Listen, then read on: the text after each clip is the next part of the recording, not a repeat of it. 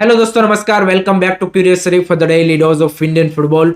तो सबसे पहले बात करनी है इंडिया वर्सेस बांग्लादेश के एएफसी एशियन कप क्वालिफायर से जुड़ी हुई बिफोर दी मैच कंट्रोवर्सी से, because as we all know fans are super excited for this match. उसी के साथ मीडिया हाउसेस भी इस मैच को काफ़ी क्लोजली फॉलो कर रहे हैं, कवर कर रहे हैं, पर्टिकुलरली बांग्लादेशी मीडिया, क्योंकि जो शिलोंग में है 30 से ज़्यादा बांग्लादेशी मीडिया पर्सन्स इस मैच को कवर करने आए हैं। कंपेयर टू अगर आप देखें तो इंडिया के सिर्फ 5-10 ही मीडिया पर्सन्स वहाँ पे है, तो वो ज़्यादा इस मैच के लिए एक्साइटेड है, या फिर ज़्यादा आप बोल सकते कि इस मैच को क्लोजली कवर कर रहे हैं। एंड उसी के दौरान पिछले कुछ दिनों से एक बांग्लादेशी मीडिया की ओर से नैरेटिव या फिर एक स्टोरी चलाई जा रही है कि भाई इंडिया ने बांग्लादेश को जो ट्रेनिंग पिचेस दी है वो काफ़ी पुअर कंडीशन की है, और उन्होंने जो ट्रेनिंग फैसिलिटीज है वो यहाँ पे सब स्टैंडर्ड प्रोवाइड की है। उनके जो नेशनल टीम के कोच है जेवियर कबरेरा, उन्होंने भी बोला कि सब पार क्वालिटी की हमें पिच यहाँ पे ट्रेनिंग के लिए दी गई है। तो ये एलिगेशन उनकी ओर से लगा है, बट एक्चुअल रियलिटी क्या है वो जानना जरूरी है। तो मैंने one of my friend is covering this match from Shillong, तो उनसे बातचीत की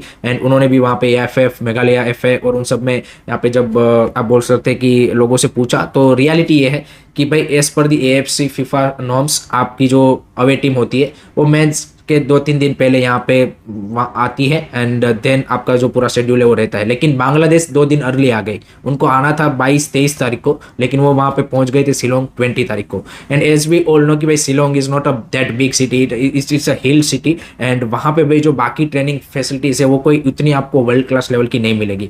तो भाई 2 दिन क्योंकि वो अर्ली आ गए थे, तो उनको भाई फिर ट्रेनिंग पिचेस के लिए अरेंजमेंट करके देना पड़ेगा। तो यहाँ पे एक जो नॉर्थ ईस्ट हिल यूनिवर्सिटी है उसका ट्रेनिंग ग्राउंड दिया गया, जो ऑब्वियसली आपका वर्ल्ड क्लास लेवल का नहीं होगा यहाँ पे, लेकिन वो 2 दिन अर्ली आ गए थे तो उनको वो प्रोवाइड किया गया। उसके बाद उनको जो शिलोंग लाजोंग है, यहाँ पे शिलोंग से क्लब है, उनकी जो ट्रेनिंग फैसिलिटी है एस्ट्रोटर्फ वाली, वो वहाँ पे प्रोवाइड की गई थी। तो जो लोग यहाँ पे एलिगेशन लगा रहे हैं कि भाई यहाँ पे हमको एस्ट्रोटर्फ दिया गया ताकि हम यहाँ पे सेटल डाउन ना हो पाए और इंडिया यहाँ पे बेटर प्रैक्टिस मिल पाए, तो इसका भी यही रीज़न है कि भाई आपको उससे कंपेरिजन में अच्छी ये दी गई। फिर एक फ्लड लाइट का भी यहाँ पे एलिगेशन लगाया गया था, तो ऐसा कुछ नहीं भाई, फ्लड लाइट जलने में टाइम लगता है, तो कोई ट्रेनिंग सेशन में ऐसा नहीं था कि भाई विदाउट फ्लड लाइट यहाँ पे को ट्रेनिंग करनी पड़ी है। एंड दूसरी एक और एलिगेशन लगाई जा रही कि भाई ये जो बिफोर दी शेड्यूल वो आए उसके लिए जो पिचेस का अरेंजमेंट हुआ उसके लिए यहाँ पे उनको पैसे देने पड़े या फिर वो करा, तो ऐसा भी कुछ नहीं हुआ है। वो सारा अरेंजमेंट करके दिया था यहाँ मेघालय एएफएफ ने, पैसे कुछ उनके देने पड़े नहीं है। And as per the AFC norms जो आपकी जिस ग्राउंड में मैच होनी है वहाँ की ट्रेनिंग पिच दोनों ही टीमें बिफोर दी मैच डे 1 यहाँ पे आप यूज़ कर सकते हो, उससे पहले कोई भी वो उस ट्रेनिंग फैसिलिटीज़ को यूज़ नहीं कर सकता।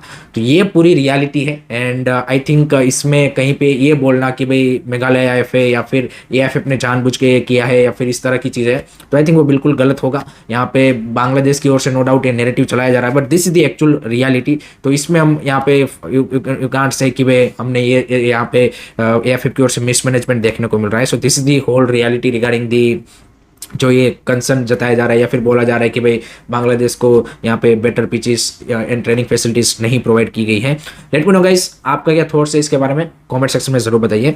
अब बात करते हैं इंडियन टीम के बारे में एंड मनोलो मार्केस के couple of challenges before this Bangladesh match की। भाई मालदीव्स के सामने तो चलो हमने अच्छा कर लिया, but I think 3 to 4 position ऐसी है कि जहाँ पे Manolo Marquez will definitely have to make decision. And एक चीज श्योर लग रही है कि भाई संदेश चिंगान एंड अपूया जो है वो आई थिंक नेक्स्ट मैच जो बांग्लादेश के सामने है उसमें डेफिनेटली स्टार्टिंग 11 में होंगे। तो अब वो किसकी जगह पे होंगे, क्योंकि राहुल बेके scoring back to back matches experience है, तो आई थिंक डेफिनेटली उसको तो वो यहाँ पे ड्रॉप नहीं करेंगे। तो वहाँ पे चांसेस ज़्यादा है कि भाई आपके मेहताब सिंह की जगह पे संदेश चिंगान आ जाएंगे।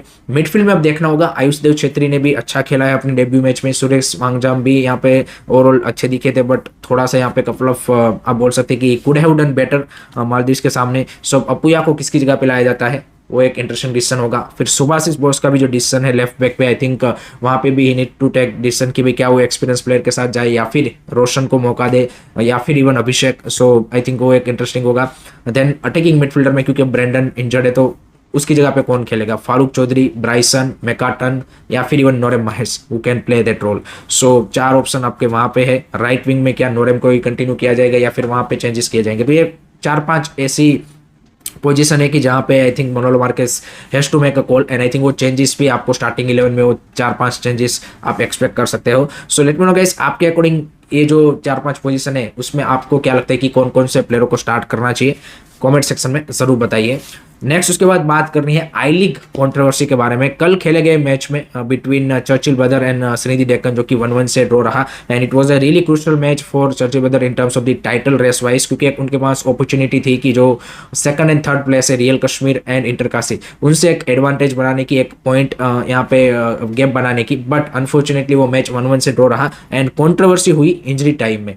यहाँ पे सीन ये हुआ कि 90 मिनट तक चर्चिल ब्रदर 1-0 से आगे चल रहा था, फिर रेफरी ने यहाँ पे 7 मिनट का इंजरी टाइम दिया, 7 मिनट खत्म हो गए, उसके बाद यहाँ पे रेफरी ने 100th मिनट पे पेनल्टी दिया टू स्निधि डेक्कन, एंड इसी के चलते जो यहाँ पे चर्चिल ब्रदर के ओनर है मिस्टर चर्चिल अल्मेयाओ, जो कि फॉर्मर गोवा के चीफ मिनिस्टर भी है, उन्होंने आफ्टर द मैच यहाँ पे सोशल मीडिया पे लिखा है कि भाई एएफएफ यहाँ में कुछ बंदे ऐसे हैं कि जो मेरी टीम को जीतने नहीं देना चाहते, एंड और एक उन्होंने जो बड़ा एलिगेशन लगाया है एएफएफ के ऊपर कि यहाँ पे आई लीग जैसी आपकी सेकंड टियर जो है वो भाई यहाँ पे उन्होंने बोला कि कंप्लीटली रिग्ड है, एंड ये सिर्फ एक मैच की बात नहीं है, काफ़ी मैचेस में इस तरह के जो डिसीजन है वो हमारे अगेंस्ट गए रेफरी की ओर से। गेस कीजिए रेफरी कौन था? It's none other than mister Crystal John. So Crystal John के अराउंड भाई जो कंट्रोवर्सीज है, as we all know that KBFC walkout and everything, again he is in the spotlight, and definitely Churchill Brother ने यहाँ पे इसकी रिगार्डिंग कंप्लेंट भी की है।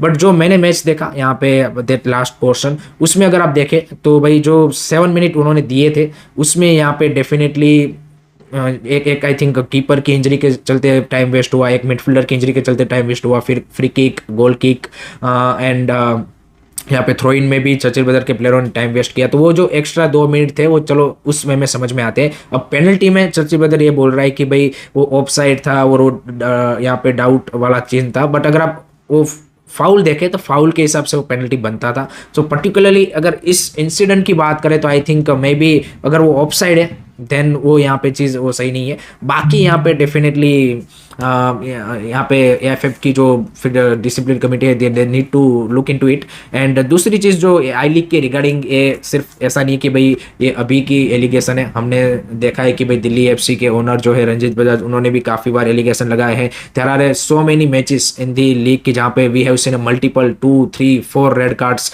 This season. लास्ट सीजन भी there are a couple of allegation regarding the match fixing and everything. So definitely जो credibility है आई लीग की एंड जिस तरह से वो ऑर्गेनाइज होती है यहाँ पे वो काफ़ी ज़्यादा यहाँ पे क्वेश्चन रेस करती है। It's that's why I always say कि भाई आपकी यहाँ पे प्रोफेशनल लीग के तौर पे एक ही है, आपकी I league is more like operated in amateur way, कि जिस तरह से आप देखिए सारी चीज़ें इस तरह से है। एंड क्रेडिबिलिटी के ऊपर भी बड़ा क्वेश्चन है। देखिए ये यहाँ पे डिसीजन था कि भाई एक टीम को फेवर करने के लिए यहाँ पे इस तरह के डिसीजन दिए जा रहे हैं, वो एक टोटली आप बोल सकते हैं कि भाई एक आप जब इन्वेस्टिगेशन करोगे इस पर्टिकुलर इंसिडेंट का देन आप चीज़ें कर सकते हो। एंड दूसरा जो चीज़ उन्होंने बोला कि भाई एक ही रेफरी को आप बार बार यहाँ पे इस तरह के कंट्रोवर्सीज में जुड़ने के बाद भी मैचेस दे रहे हो, जो कि आई थिंक एक सीरियस बात मेरे को लगती है कि वो इंपॉर्टेंट चीज़ है कि हमने देखा है कि भाई काफ़ी सारे ऐसे रेफरीज है कि भाई जो इस तरह की कंट्रोवर्सी में बार बार जुड़ते हैं, तो भाई उनको भाई फिर आप मैचेस क्यों दे रहे हो, आप निकाल दो भाई उनको, सिंपल सी बात है। नो डाउट आपके पास रेफरीज नहीं है तो भाई कोई और अरेंजमेंट करो। आई थिंक लीग की जो क्रेडिबिलिटी है ना, that's very important role to play. You can say कि उससे भाई जो लोगों का बिलीफ है, चाहे वो प्लेयर्स हो, क्लब्स हो,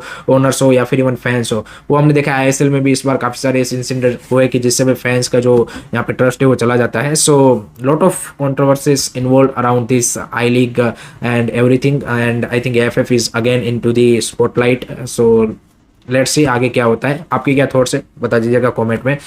नेक्स्ट बात करनी है यहाँ पे आईएसएल ट्रांसफर्स के बारे में। तो भाई आईएसएल में ट्रांसफर्स में थोड़ी सी हलचल अब स्टार्ट हो चुकी है। सो 24-year-old Hyderabad FC player Abdul rabi is currently in the you can say कि the radar of couple of ISL club, जिसमें one of them is East Bengal, because obviously एक तो यहाँ पे उनको राइट बैक या फिर उस तरह का प्लेयर वहाँ पे चाहिए। He can play on right midfielder also, even right wing भी वो खेल सकता है। एंड दूसरा थोंगमई सिंह तो जो कि हैदराबाद के फॉर्मर कोच थे, वो क्योंकि अब ईस्ट बंगाल में as a youth development coach जुड़े हैं, तो उन्होंने भी ऑब्वियसली यहाँ पे बोला होगा कि will be the right fit on that role. So Abdul Rabi के पीछे obviously East Bengal भी है, there are a couple of other clubs also, but he has a contract with Hyderabad FC. So let's see, अब अगर कोई बड़ी amount यहाँ पे ऑफर की जाती है transfer fee, then I think this deal might possible.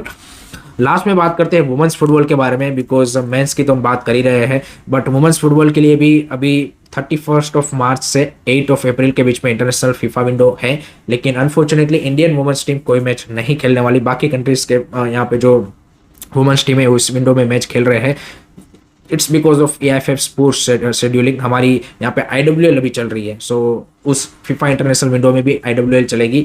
सो आप यहाँ पे जो लोग AIFF से उम्मीद लगा के बैठे हैं कि भाई यहाँ पे लीग वो नई लीग लेके आएंगे, आप देख लीजिए आई लीग भी उन्होंने इस तरह से शेड्यूल किया है कि भाई फीफा इंटरनेशनल विंडो में आपके मैचेस है। फिर लोग बोलते हैं कि भाई आई लीग से प्लेयर क्यों नहीं लेके यहाँ पे सिलेक्ट हो रहे नेशनल टीम में या फिर कहीं और पे, कैसे होंगे भाई? वो यहाँ पे अपने क्लब के साथ जुड़े होंगे। सेम चीज़ यहाँ पे वुमेन्स टीम के साथ है कि भाई आपके IWL के मैच चल रहे हैं, एंड दोनों ही लीग जो उन्होंने ओरिजिनल कैलेंडर अनाउंस किया था उससे एक एक डेढ़ महीने यहाँ पे लेट स्टार्ट हुई है। So this is the AIFF scheduling, planning, organization ability. वो तो इनसे एक्सपेक्ट मत कीजिए कि भाई एक ढंग की लीग यहाँ पे नहीं चला सकते भाई, और आप बोल रहे हो कि ISL जैसी लीग यहाँ पे ढंग की चला पाएंगे। सो यहाँ पे वुमेन्स टीम को भाई यहाँ पे इस विंडो में मैचेस मिलने चाहिए थे, बट अनफॉर्चुनेटली क्योंकि IWL चल रहा है तो नहीं मिल पाएंगे। अगर शेड्यूलिंग बेटर होती तो आपकी IWL भी हो जाती एंड मैचेस भी आपकी टीम को मिल जाते, but that is what it is at the moment. So आप क्या बोले अभी इसके बारे में? So that's it from my side guys regarding today's Indian football news. I hope कि आपको वीडियो पसंद आया होगा। Keep supporting Indian football, don't forget to like share subscribe करिए। सरी, जय हिंद, जय भारत।